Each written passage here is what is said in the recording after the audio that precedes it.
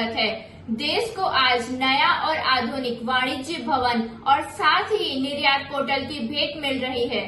राज्य मंत्री श्री सोम प्रकाश जी और सभागार में उपस्थित सभी सम्माननीय देवियों और सज्जनों, आज इसी मंच से माननीय प्रधानमंत्री जी के कर कमलों द्वारा गौरवशाली वाणिज्य भवन को भारत को समर्पित किए जाने के शुभ अवसर पर मैं शम्मी नारंग आप सभी का हार्दिक स्वागत करता हूं। देवियों और सज्जनों, इन गौरवशाली और ऐतिहासिक क्षणों को अपनी मुबारक मौजूदगी से यादगार बनाने वाले आप सभी अतिथियों का औपचारिक अभिनंदन अभिवादन करने के लिए और सोच से लेकर वाणिज्य भवन के पूरी तरह से तैयार होने तक में मंत्रालय के अनथक प्रयासों पर प्रकाश डालने के लिए मैं आग्रह करूंगा उस व्यक्तित्व से जिनकी सरपरस्ती में वाणिज्य और उद्योग मंत्रालय उपलब्धियों और सफलता की ओर निरंतर अग्रसर रहता है। जी हाँ, मेरी मुराद श्री पीयूष गोयल जी से।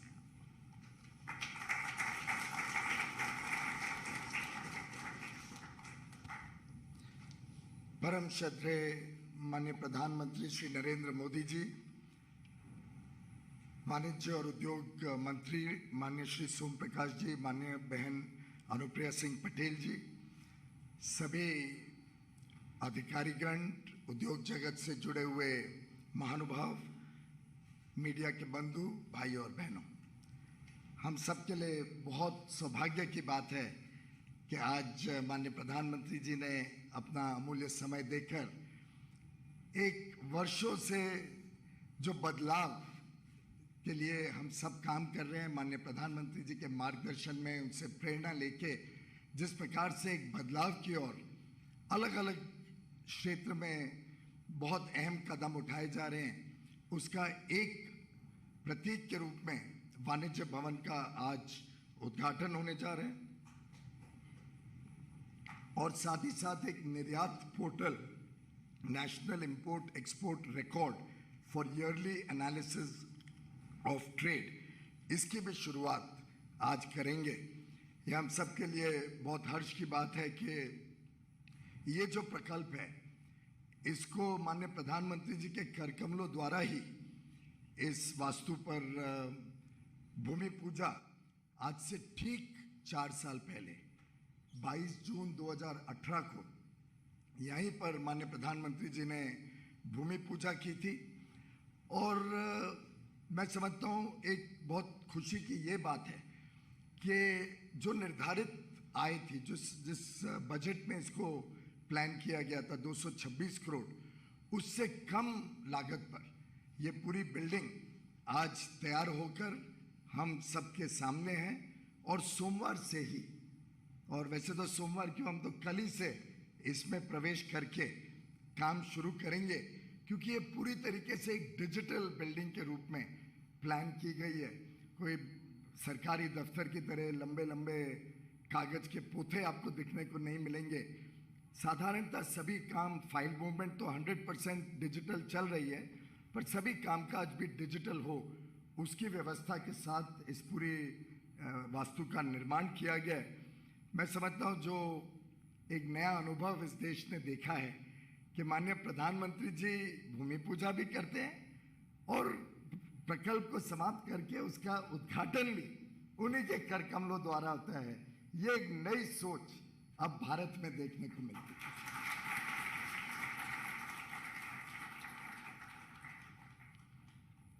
माननीय प्रधानमंत्री जी के नेतृत्व में आज भारत में आजादी का अमृत महोत्सव बड़े धूमधाम से मनाया जा रहा है।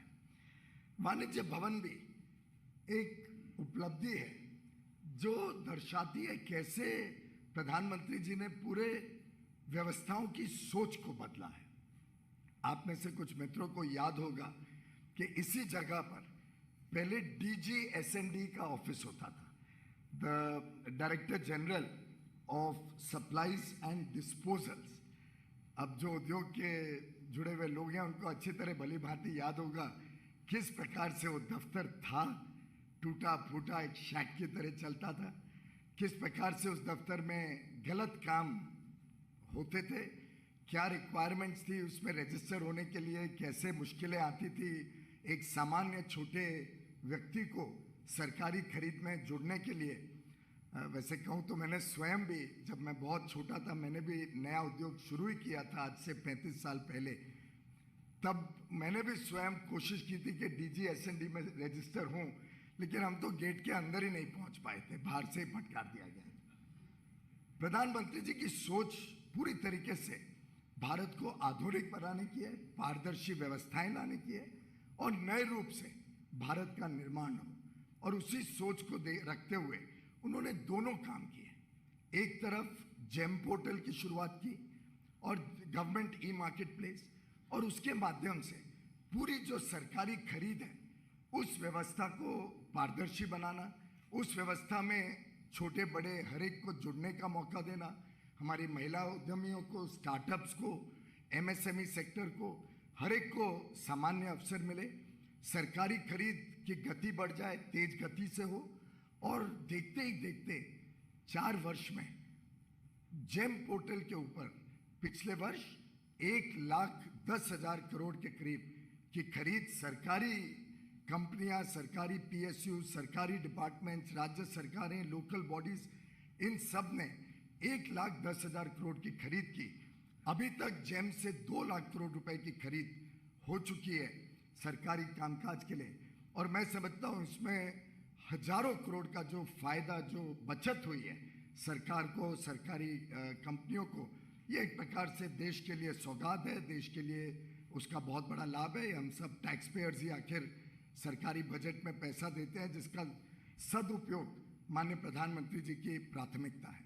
और दूसरी तरफ DGST को वाइंड डाउन करके, बंद करके, उनके लोगों को एब्जॉर्ब किया गया दूसरे विभागों में, कुछ को जेम में।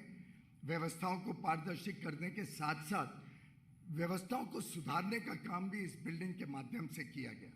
और आज आप सबके समक्ष एक अति आधुनिक बिल्डिंग, जब हम देश विदेश के लोग यहाँ पे व्यापार जगत या उद्योग जगत से जुड़े हुए आएंगे, देखेंगे, अनुभव करेंगे, भारत की बढ़ती हुई ताकत, भारत की बढ़ती हुई शक्ति का एक अनुमान लगाने के लिए ये बिल्डिंग, मेरा मानना है कि बहुत अहम भूमिका करेगी।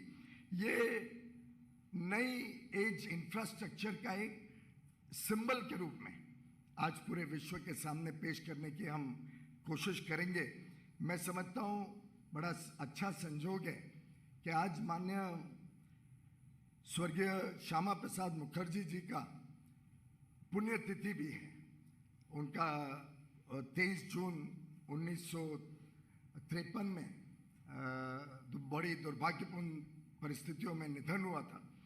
वो इस देश के सबसे पहले उद्योग मंत्री थे, और एक प्रकार से एक श्रद्धांजलि के रूप में कि उनके पुण्यतिथि पे माननीय प्रधानमंत्री जी के कर कमलों द्वारा एक नई सोच के साथ उद्योग विभाग, वाणिज्य विभाग आगे काम करेगा।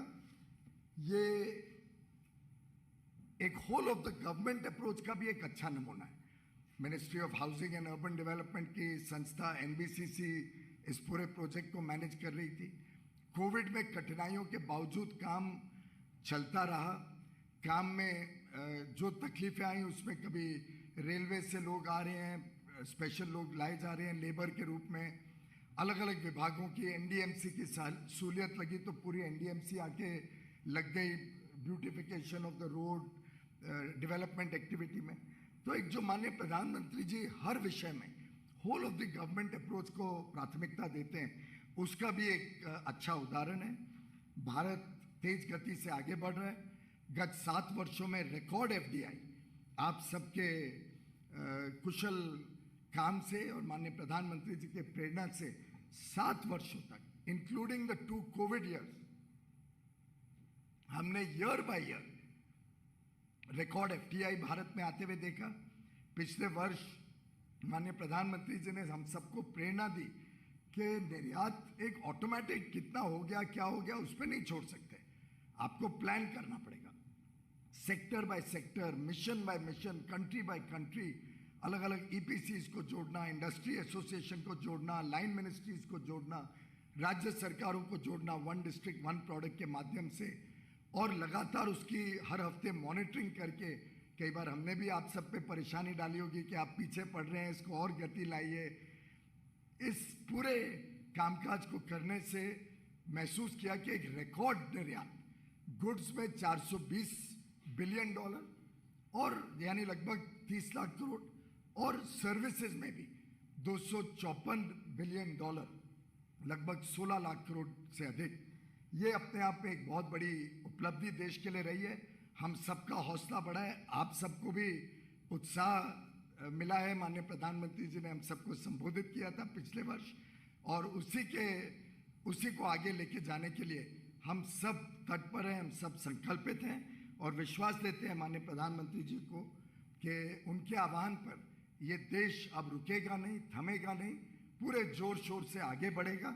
आपने जो हमें महत्वाकांक्षी लक्ष्य रखने के लिए प्रोत्साहित किया, उसके लिए माननीय प्रधानमंत्री जी हम सब की तरफ से, चाहे वो उद्योग जगत हो, चाहे हमारे निर्यातक हो, चाहे हम अधिकारी और कर्मचारी हो सरकार के, और चाहे मंत्री हो, मुझे लगता है हम सब आपके कृतज्ञ हैं, आपका धन्यवाद करते हैं कि आपने जिस प्रकार से प्रेरणा दी, आपने जिस प्रकार से कभी कभी हमारी कमियां बताई, लगातार आपने नियंत्रण रखा कि काम कैसे चल रहा है, बढ़ रहा है कि नहीं। उसी के कारण अब हम कोशिश करेंगे कि आगे और तेज गति से निर्यात भी बढ़ता रहे, निवेश भी बढ़ता रहे, और जैसे एक विश्व ने आज एक विश्वसनीय पार्टनर के रूप में, ट्रस्टेड पार्टनर के रूप में भारत को देखा है, उसको हम आगे और उस विश्वास को बढ़ाएंगे। आपका तहे दिल से मैं धन्यवाद करना चाहूँगा कि आपने एक अमृत काल की कल्पना हम सबके सामने रखी है, कैसे ये देश अगले 25 वर्षों में विश्व शक्ति के रूप में उभरेगा। मैं आपको हम सब के बिहाफ पे अश्योर करता हूँ कि हम सब आपके कहे हुए रास्ते पर पूरी मेहनत के साथ, आपके दिखाए हुए अमृत काल के भारत को एक विकसित देश बनाने के सपने को पूरा करने में हम सब आपके साथ पूरी तरीके से आपके मार्गदर्शन में काम करने के लिए तैयार हैं। आप आए आज यहाँ पे, उसके लिए हम सब की तरफ से आपका बहुत बहुत धन्यवाद।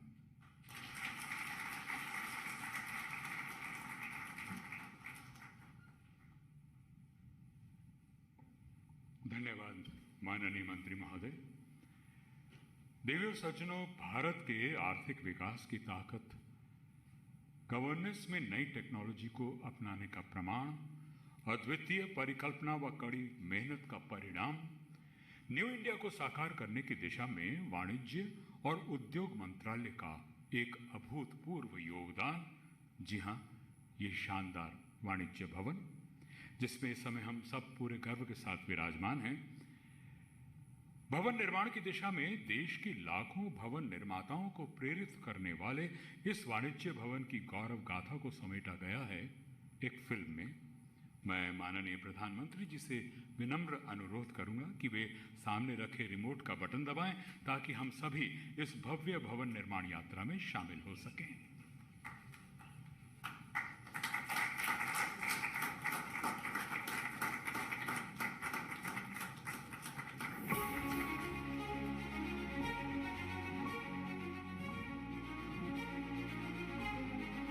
वाणिज्य दुनिया के सभी देशों का अहम हिस्सा। ये देश के विकास को आगे बढ़ाता है और नए पायदान पर भी लेकर जाता है।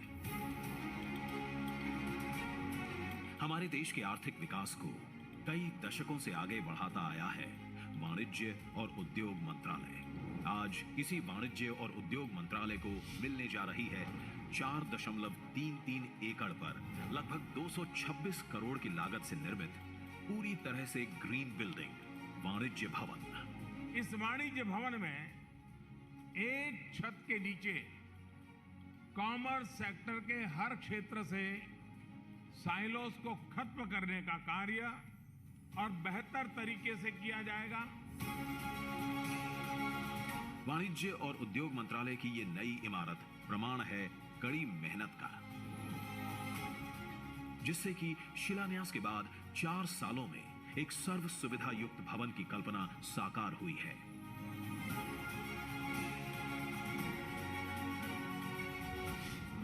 ये इमारत फैली हुई है 6 फ्लोर्स पर, जहां है अत्याधुनिक तकनीक और नेचर का मेल, जहां कॉमर्स और इंडस्ट्री सेक्टर से जुड़े 1000 से अधिक कर्मचारी एक साथ बैठ काम कर पाएंगे, जिससे कि प्रोडक्टिविटी बढ़ेगी, बेहतर निर्णय लिए जा सकेंगे, समस्याओं के समाधान जल्द होंगे और बनाया जा सकेगा व्यापार करना और आसान। साथ ही वर्क एनवायरनमेंट को और बेहतर बनाया गया है डेलीगेशन रूम, मीटिंग एरिया और ग्राउंड फ्लोर पर मिनी कन्वेंशन सेंटर से। इसके अलावा इमारत के कंपाउंड में फैली हरियाली, राजस्थानी छज्जे, ट्रिपल हाइट वाले खंबे, आगरा का फेमस लाल स्टोन, रिसेस्ड विंडोज और एस्थेटिकली डिजाइन्ड स्पेसेस इस इमारत के मॉडर्न और ट्रेडिशनल डिजाइन को दर्शाती हैं। इस इमारत के निर्माण के समय हर छोटी बड़ी बारीकी का ध्यान रखा गया है। इसीलिए प्राकृतिक संसाधनों के उपयोग से निर्माण के समय ज्यादा से ज्यादा पेड़ों को बचाया जा सका है। कंपाउंड में मल्टीपल चेंबर्स की सहायता से रेन वाटर हार्वेस्टिंग की व्यवस्था की गई है और सोलर पैनल और आधुनिक तकनीक से 20% ऊर्जा की बचत संभव हो पाई है और की गई है 2 लेवल्स पर 400 से अधिक गाड़ियों के लिए पार्किंग की सुविधा, जो कि अन्य फीचर्स के साथ इसे बनाते हैं यूनिवर्सली एक्सेसिबल, डिजिटली स्मार्ट और एनर्जी एफिशिएंट। तो कुल मिलाकर वाणिज्य और उद्योग मंत्रालय का ये नया भवन है भारत के आर्थिक विकास की ताकत, गवर्नेंस में नई प्रौद्योगिकी को अपनाने का प्रमाण और न्यू इंडिया को साकार करने की दिशा में एक योगदान। आज प्रधानमंत्री नरेंद्र मोदी करने जा रहे हैं ये नया वाणिज्य भवन देश को समर्पित।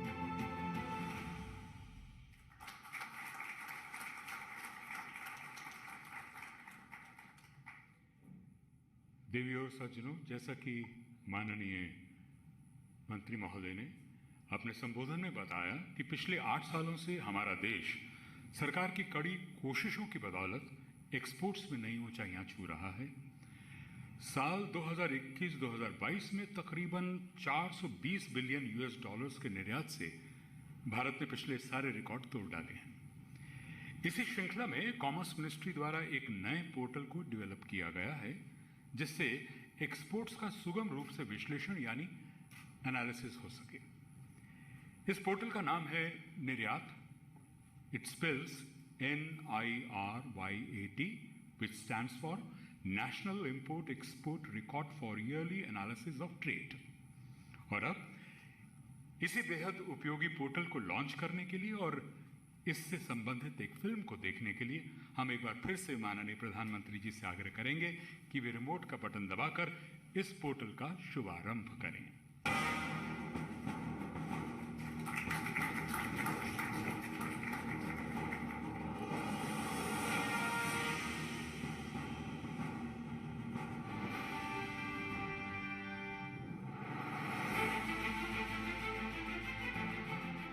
भारत की आर्थिक नीति को मजबूत करने के लिए प्रधानमंत्री नरेंद्र मोदी जी के दूरदर्शी नेतृत्व में 3T यानी ट्रेड, टूरिज्म और टेक्नोलॉजी का दिया गया मंत्र, जिसके अनुरूप वाणिज्य विभाग और विदेश मंत्रालय के अंतर्गत मिशंस और एम्बेसीज एक टीम के रूप में भारत के निर्यात को बढ़ाने के लिए मिलकर काम कर रहे हैं। पिछले 8 वर्षों में भारत सरकार के अथक प्रयास से देश निर्यात के क्षेत्र में छू रहा है नई ऊंचाइयों को। वित्त वर्ष 2021-22 में 419.7 बिलियन यूएस डॉलर्स के निर्यात से भारत ने तोड़े हैं पिछले सारे रिकॉर्ड। इसी श्रृंखला में वाणिज्य विभाग द्वारा विकसित किया गया है एक नया पोर्टल, जिससे निर्यात का सुगम रूप से हो सकेगा विश्लेषण। निर्यात यानी national import export record for yearly analysis of trade. इस पोर्टल पर भारत के विदेश व्यापार से संबंधित सभी महत्वपूर्ण सूचनाएं और डेटा एक सिंगल व्यू प्लेटफॉर्म पर इंटीग्रेट और डिसेमिनेट यानी एकीकृत और प्रसारित होंगी। निर्यात पोर्टल के अंतर्गत world map view, commodity view, country view से डेटा का एनालिसिस होगा सुगम।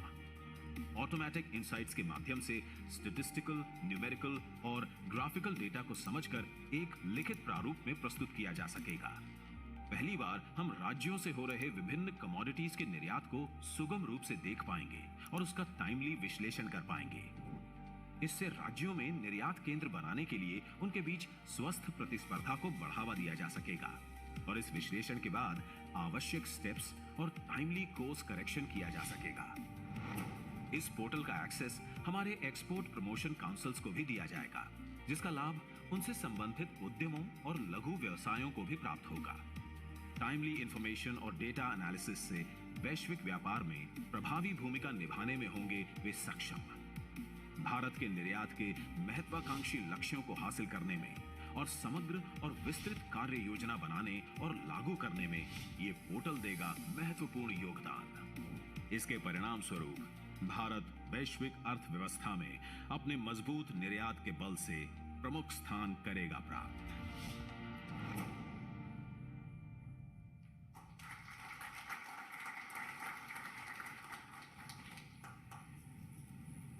देवियों और सज्जनों, और अब बारी है हमारी नहीं पूरी दुनिया के सबसे लोकप्रिय, जीवंत और दूरदर्शी नेता प्रधानमंत्री नरेंद्र मोदी जी की ओजस्वी वाणी में प्रेरणात्मक और आशीर्वाद स्वरूप संबोधन को सुनने की।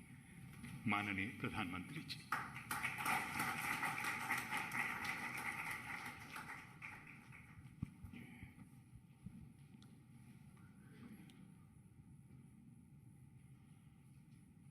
मंत्रिमंडल के मेरे सहयोगी श्री पीयूष गोयल जी, श्री सोम प्रकाश जी, श्रीमती अनुप्रिया पटेल जी, इंडस्ट्री और एक्सपोर्ट से जुड़े सभी साथी, अन्य महानुभाव, देवी और सज्जनों, नए भारत में सिटीजन सेंट्रिक गवर्नेंस के जिस सफर पर देश बीते 8 वर्षों से चल रहा है, आज उस दिशा में एक और महत्वपूर्ण कदम उठाया गया है। देश को आज नया और आधुनिक वाणिज्य भवन और साथ ही निर्यात पोर्टल,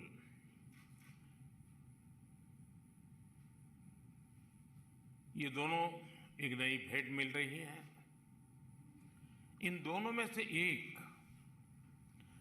फिजिकल इंफ्रास्ट्रक्चर और दूसरा डिजिटल इंफ्रास्ट्रक्चर का प्रतीक है। ये दोनों ट्रेड और कॉमर्स से जुड़ी हमारी गवर्नेंस में सकारात्मक बदलाव और आत्मनिर्भर भारत की हमारी एस्पिरेशंस को रिप्रेजेंट करते हैं। आप सभी को, ट्रेड और कॉमर्स से जुड़ी, एक्सपोर्ट से जुड़ी पूरी कम्युनिटी को और विशेष रूप से हमारे एमएसएमईज को भी आज के इस अवसर पर बहुत बहुत बधाई देता हूं। आज देश के पहले उद्योग मंत्री डॉक्टर श्यामा प्रसाद मुखर्जी की पुण्यतिथि है।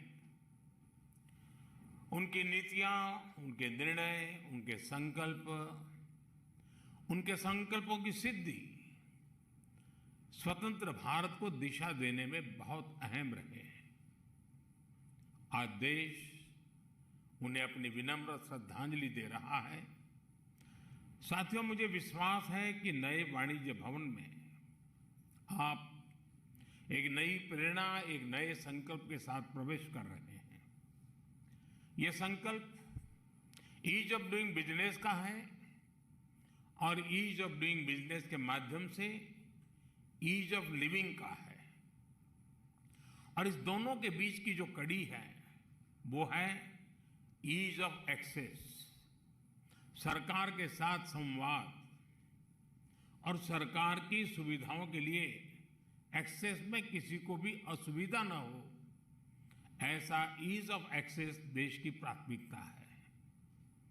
देश के नागरिकों को बेसिक सुविधाओं का एक्सेस हो, बैंकिंग में एक्सेस हो, सरकारी नीति निर्माण में एक्सेस हो, ये बीते 8 वर्षों के गवर्नेंस मॉडल का सबसे महत्वपूर्ण पक्ष रहा है।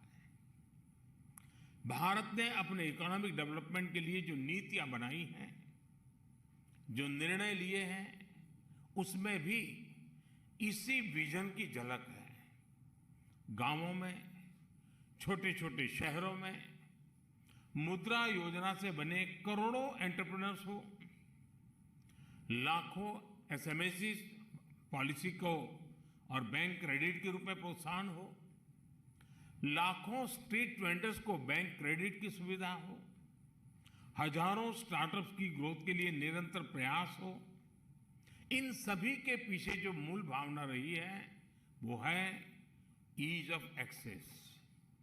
सरकार की योजनाओं का लाभ सभी तक पहुंचे, बिना भेदभाव पहुंचे, तभी सबका विकास संभव है। मुझे खुशी है कि ईज ऑफ एक्सेस और सबका विकास की भावना इस नए वाणिज्य भवन में भी दिखती है। साथियों, आप सभी लोगों में एक टर्म बड़ा प्रचलित है, एसओपी, यानी स्टैंडर्ड ऑपरेटिंग प्रोसीड्यूर्स, यानी काम करने का एक तय तरीका।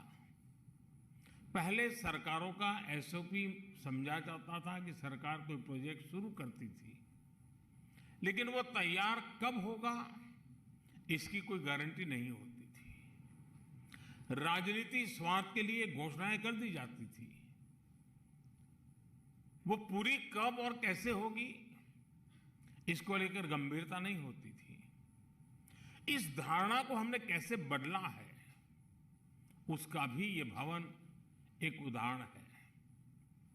और जैसा अभी बताया गया, आज ये संयोग है कि 22 जून 2018 को इस भवन का शिलान्यास हुआ था और आज 23 जून 2022 लोकार्पण हो रहा है। इस बीच में कोरोना के कारण अनेक अड़चनें भी आई, लेकिन इन सबके बावजूद भी जो संकल्प लिया था वो आज सिद्धि के रूप में हमारे सामने प्रस्तुत है। यानी ये नए भारत का नया एसओपी है जिसका शिलान्यास होगा उसी दिन उसके उद्घाटन की टाइमलाइन पर ईमानदारी से काम शुरू हो जाता है। यहां दिल्ली में ही बीते सालों में ऐसे अनेक उदाहरण आपको मिलेंगे। अभी कुछ दिन पहले मुझे प्रगति मैदान के पास इंटीग्रेटेड ट्रांजिट कॉरिडोर के लोकार्पण का अवसर मिला है। सरकार के प्रोजेक्ट्स बरसों तक लटके नहीं, समय पर पूरे हों, सरकार की योजनाएं अपने लक्ष्यों तक पहुंचे, तभी देश के टैक्स पेयर का सम्मान है। और अब तो पीएम गति शक्ति नेशनल मास्टर प्लान के रूप में हमारे पास एक आधुनिक प्लेटफॉर्म भी है। नए भारत की आकांक्षाओं को ध्यान में रखते हुए इस नए वाणिज्य भवन को भी हर संबंधित क्षेत्र में देश को गति शक्ति देनी है। साथियों, शिलान्यास से लेकर के लोकार्पण तक वाणिज्य भवन इस कालखंड में कॉमर्स के क्षेत्र में हमारी उपलब्धियों का भी सिंबल है। मुझे याद है, शिलान्यास के समय मैंने इनोवेशन और ग्लोबल इनोवेशन इंडेक्स के सुधार की जरूरत पर बल दिया था। आज हम ग्लोबल इनोवेशन इंडेक्स में 46 स्थान पर हैं और लगातार सुधार कर रहे हैं। पहले बहुत पीछे थे। शिलान्यास के दिन हमने ईज ऑफ डूइंग बिजनेस में सुधार की जरूरत को लेकर चर्चा की थी। आज जब इस बिल्डिंग का, इस भवन का लोकार्पण हो रहा है, तब तक 32,000 से अधिक अनावश्यक कंप्लायंसेस को हटाया जा चुका है। 32,000, कैन यू इमेजिन? शिलान्यास के समय जीएसटी लागू हुए कुछ ही महीने बीते थे। हर प्रकार की शंकाएं, आशंकाएं जोरों पर थी।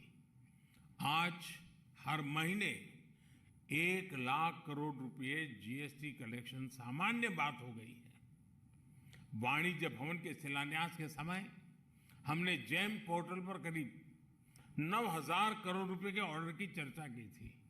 आज इस पोर्टल पर हमारे 45 लाख छोटे उद्यमी रजिस्टर हैं और जेम पर 2.25 लाख करोड़ रुपए से अधिक का ऑर्डर दिया जा चुका है।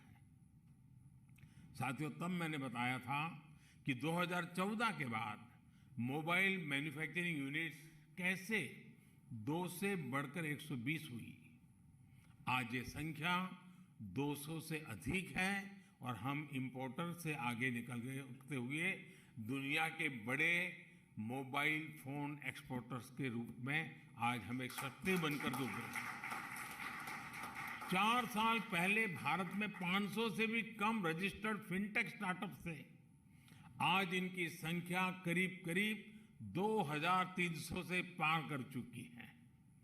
तब हर वर्ष हम 8000 स्टार्टअप्स रिकॉग्नाइज करते थे। आज ये संख्या 15,000 से ऊपर जा रही है। लक्ष्य तय करके ईमानदार प्रयासों से 100 साल की वैश्विक महामारी के बावजूद हमने इतना कुछ हासिल किया है। साथियों, संकल्प से सिद्धि की जो सोच आज नए भारत में बनी है, उसका बेहतरीन उदाहरण हमारा एक्सपोर्ट इकोसिस्टम भी है। शिलान्यास कार्यक्रम में हमने ग्लोबल एक्सपोर्टर को बढ़ाने के लिए, एक्सपोर्ट को बढ़ाने के लिए भारत को मैन्युफैक्चरिंग का प्रीफर्ड डेस्टिनेशन बनाने के लिए साझा संकल्प लिया था। पिछले साल ऐतिहासिक ग्लोबल डिसरप्शन के बावजूद सारे सप्लाई चेन तहस नहस हो गए। उसके बावजूद भारत ने $670 बिलियन यानी कि 50 लाख करोड़ रुपए का टोटल एक्सपोर्ट किया। आप भी जानते हैं ये आंकड़ा कितना अभूतपूर्व है। पिछले साल देश ने तय किया था कि हर चुनौती के बावजूद $400 बिलियन यानी $30 लाख रुपए के मर्केंडाइज्ड एक्सपोर्ट का पड़ाव पार करना है। लेकिन हमने इसको भी पार करते हुए $418 बिलियन यानी 31 लाख करोड़ रुपए के एक्सपोर्ट का रिकॉर्ड बना दिया। साथियों, बीते सालों की इसी सफलता से उत्साहित होकर हमने अब एक्सपोर्ट के लक्ष्य भी बढ़ा दिए हैं। उनकी प्राप्ति के लिए अपने प्रयास भी दोगुने किए हैं। ये जो नए टारगेट्स हैं, उन्हें प्राप्त करने के लिए सभी का कलेक्टिव एफर्ट बहुत आवश्यक है। यहाँ इंडस्ट्री, एक्सपोर्टर्स और एक्सपोर्ट प्रमोशन काउंसिल के सदस्य भी मौजूद हैं। मेरा आपसे भी आग्रह है कि आप अपने स्तर पर भी एक्सपोर्ट के शॉर्ट टर्म ही नहीं बल्कि लॉन्ग टर्म टारगेट सेट करें। टारगेट ही नहीं बल्कि वहां पहुंचने का रास्ता क्या हो, सरकार कैसे मदद कर सकती है, इस पर भी हम मिलकर के काम करें, ये बहुत आवश्यक है। साथियों, national import export yearly analysis of trade यानी निर्यात प्लेटफॉर्म इसी दिशा में उठाया गया एक कदम है।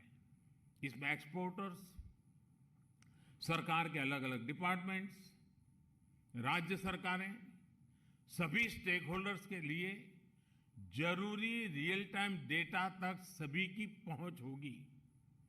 इससे कई साइलोस को तोड़ने में मदद मिलेगी और जो हमारी इंडस्ट्री है, हमारे निर्यातक हैं, उनको जरूरी फैसले लेने में मदद मिलेगी।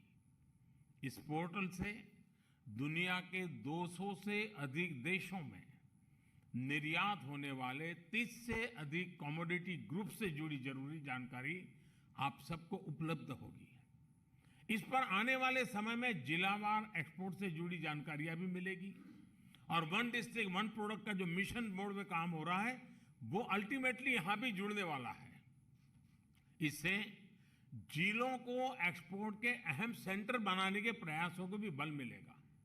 मुझे विश्वास है कि पोर्टल देश के राज्यों में एक्सपोर्ट के क्षेत्र में स्वस्थ स्पर्धा को प्रमोट करने में भी मदद करेगा। हम राज्यों के बीच में एक हेल्दी कंपटीशन चाहते हैं। कौन राज्य कितना ज्यादा एक्सपोर्ट करता है, कितने ज्यादा डेस्टिनेशन को कवर करता है, कितनी ज्यादा विविधताओं को एक्सपोर्ट करता है। साथियों, अलग अलग देशों की विकास यात्रा का अध्ययन करें तो ये बात कॉमन दिखती है कि उन देशों की प्रगति तभी हुई जब उनका एक्सपोर्ट बढ़ा। यानी विकासशील देश से विकसित देश बनने में एक्सपोर्ट की बहुत बड़ी भूमिका होती है। इससे रोजगार के भी अवसर बढ़ते हैं, स्वरोजगार के भी अवसर बढ़ते हैं। पिछले 8 वर्षों में भारत भी अपना एक्सपोर्ट लगातार बढ़ा रहा है, एक्सपोर्ट से जुड़े लक्ष्यों को प्राप्त कर रहा है। एक्सपोर्ट बढ़ाने के लिए बेहतर पॉलिसीज हो, प्रोसेस को आसान करना हो, प्रोडक्ट्स को नए बाजार में ले जाना हो, इन सब ने इसमें बहुत मदद की है। और अब हम लॉजिस्टिक सपोर्ट पर भी उतना ही फोकस कर रहे हैं ताकि हमारे एक्सपोर्टर्स को हर काम कॉस्ट इफेक्टिव बने। आप भी जानते हैं कि पीएलआई स्कीम कैसे मैन्युफैक्चरिंग बढ़ाने में मदद कर रही है। हमारे एक्सपोर्ट साथियों के फीडबैक के आधार पर जो नीतिगत बदलाव हुए हैं उनसे भी बहुत सहायता हुई है। आज सरकार का हर मंत्रालय, हर विभाग whole of the government approach के साथ एक्सपोर्ट बढ़ाने की प्राथमिकता दे रहा है। एमएसएमई मंत्रालय हो या फिर विदेश मंत्रालय, कृषि हो या कॉमर्स, सभी एक साझा लक्ष्य के लिए साझा प्रयास कर रहे हैं। हम देख रहे हैं कि हमारे एक्सपोर्ट में बहुत बड़ी संख्या इंजीनियरिंग गुड्स की होती है। इसका एक्सपोर्ट बढ़ाने में विशेषकर एमएसएमई सेक्टर की अहम भूमिका रही है। हम ये भी देख रहे हैं कि कैसे देश के नए नए क्षेत्रों से एक्सपोर्ट बढ़ रहा है। कितने ही एस्पिरेशनल डिस्ट्रिक्ट से भी अब निर्यात कई गुना बढ़ गया है। कॉटन और हैंडलूम प्रोडक्ट का एक्सपोर्ट 55% तक बढ़ना ये दिखाता है कि ग्रास रूट लेवल पर किस तरह काम हो रहा है। सरकार वोकल फॉर लोकल अभियान, वन डिस्ट्रिक्ट वन प्रोडक्ट योजना के जरिए जो स्थानीय उत्पादों पर बल दे रही है, उसने भी एक्सपोर्ट बढ़ाने में मदद की है। अब दुनिया के नए नए देशों में, नए नए डेस्टिनेशन में हमारे अनेक प्रोडक्ट्स पहली बार निर्यात किए जा रहे हैं। अब हमारा लोकल सही अर्थ में ग्लोबल बनने की दिशा में तेज गति से आगे बढ़ रहा है। अब देखिए, सीताभोग मिठाई और नारकेल नारू यानी नारियल और गुड़ से बने लड्डू का पहला कंसाइनमेंट बहरीन एक्सपोर्ट किया गया है। नागालैंड की फ्रेश किंग चिली लंदन के बाजार में जा रही है, तो असम के फ्रेश बर्मीज ग्रेप्स दुबई के लिए एक्सपोर्ट किए गए हैं। छत्तीसगढ़ के हमारे आदिवासी भाई बहनों की वन उपज महुआ फूलों के उत्पाद फ्रांस, तो कारगिल की खुमानी दुबई एक्सपोर्ट हुई है। अरबुआ, बेलाइस, बरमुडा, ग्रेनाडा और स्विट्जरलैंड जैसे नए बाजारों में हैंडलूम से जुड़े उत्पाद भेजे गए हैं। अपने किसानों, अपने बुनकरों, अपने पारंपरिक उत्पादों को एक्सपोर्ट इकोसिस्टम से जोड़ने के लिए हम मदद भी दे रहे हैं और जीआई टैगिंग पर भी बल दे रहे हैं। पिछले साल हमने यूएई और ऑस्ट्रेलिया के साथ ट्रेड डील्स को फाइनलाइज किया है। बाकी देशों के साथ भी बहुत प्रगति हुई है। विदेशों में जो हमारे डिप्लोमेटिक संस्थान हैं, उनकी भी मैं विशेष प्रशंसा करना चाहूंगा। बहुत ही चुनौतीपूर्ण माहौल को जिस प्रकार वो भारत के लिए अवसरों में बदलने का काम कर रहे हैं, हमारे सारे मिशंस इसके लिए अभिनंदन के अधिकारी हैं। उनके कार्य की सराहना जितनी करें उतनी कम है।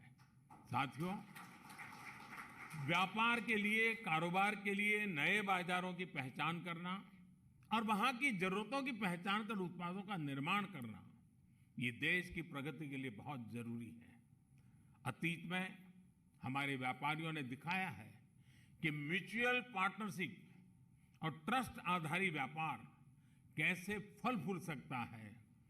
वैल्यू और सप्लाई चेन की इस सीख को हमें आजादी के अमृत काल में सशक्त करना है। ऐसी ही वैल्यूज के आधार पर हमने यूएई और ऑस्ट्रेलिया के साथ ट्रेड डील्स को पूरा किया है।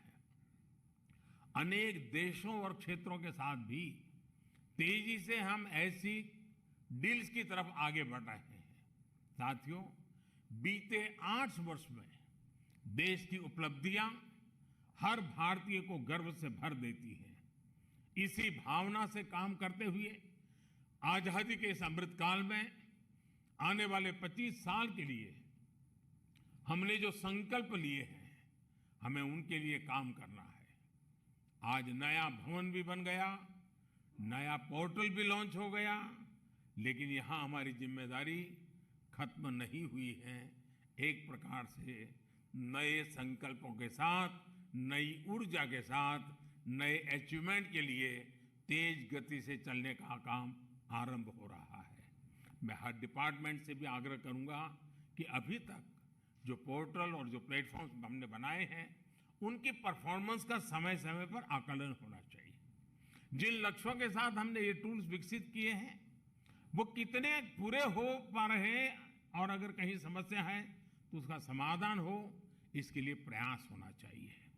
मेरा इंडस्ट्री के साथियों से, निर्यातकों से भी आग्रह है कि आप खुल करके अपनी बात सरकार के सामने रखें, इनोवेटिव सुझाव लेकर के आए, सॉल्यूशंस लेकर के आए। हम मिलकर के समाधान खोजना चाहते हैं। आप निर्यातक पोर्टल पर जाएं और बताएं कि इसमें क्या जोड़ा जा सकता है, क्या हटाया जा सकता है। जिला स्तर पर निर्यात को बढ़ाने के लिए क्या प्रावधान किए जा सकते हैं। हमें डिस्ट्रिक्ट लेवल पर हेल्दी कंपटीशन एक्सपोर्ट की दुनिया में लानी है। हमारे मैन्युफैक्चरर के बीच में भी zero defect, zero effect on the world class packaging, ये कंपटीशन आपको लानी है। मैं चाहूंगा कि सबके इनपुट से, सभी के सुझावों से, यानी सबका प्रयास से ही हम अपने विराट संकल्पों को सिद्ध कर सकते हैं। एक बार फिर आप सभी को नए भवन की बधाई और इस शुभ कार्य में मुझे शरीक होने के लिए निमंत्रित किया। इसके लिए भी मैं विभाग का बहुत बहुत आभारी हूं। बहुत बहुत धन्यवाद, बहुत बहुत शुभकामनाएं।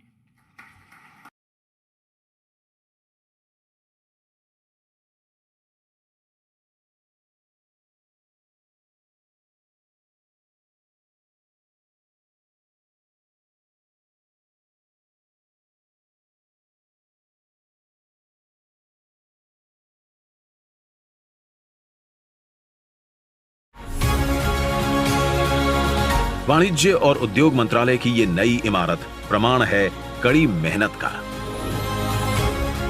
जिससे कि शिलान्यास के बाद 4 सालों में एक सर्व सुविधा युक्त भवन की कल्पना साकार हुई है।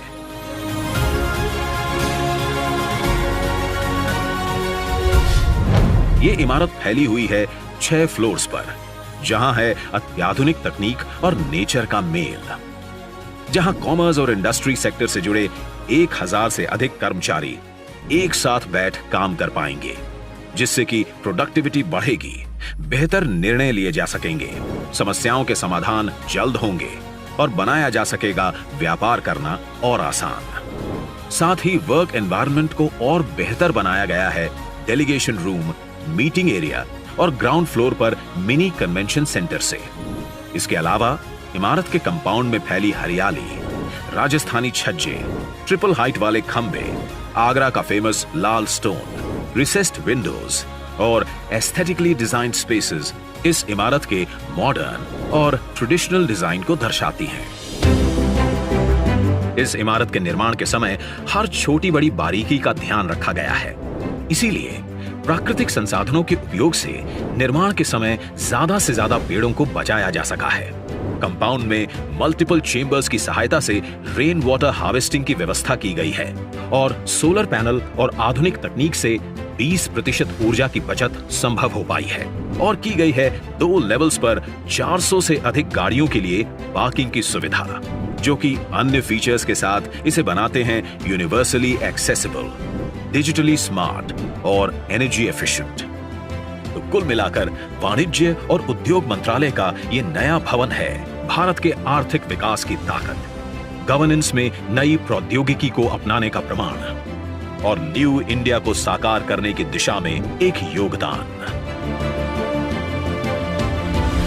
आज प्रधानमंत्री नरेंद्र मोदी करने जा रहे हैं ये नया वाणिज्य भवन देश को समर्पित।